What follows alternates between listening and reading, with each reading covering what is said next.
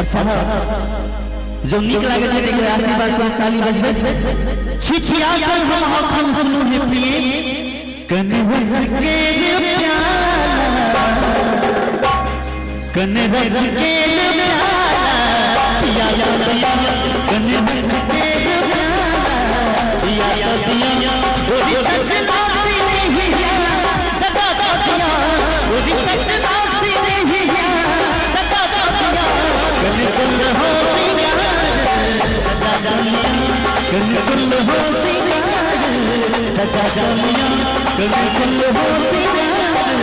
सजा जानिया कने सुन हो सजा जानिया कने सुन हो सजा जानिया कने सुन हो सजा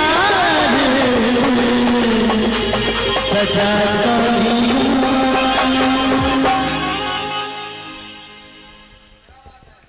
वाह बहुत सुंदर सुंदर पहले कह गलो जते का असरा चल गलो अब सारी अच्छी हम आग्रह करब कि जते का के छाड़ से बैस रही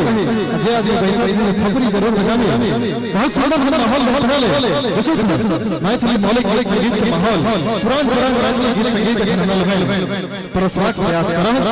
ओइ क्रम में एखन भाई कुमार दीपक राव फिर से मंच भाई कुमार दीपक हल हल हल हल हल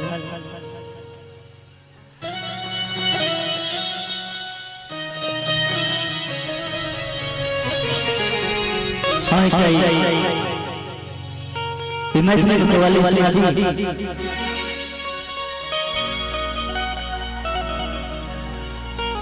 आ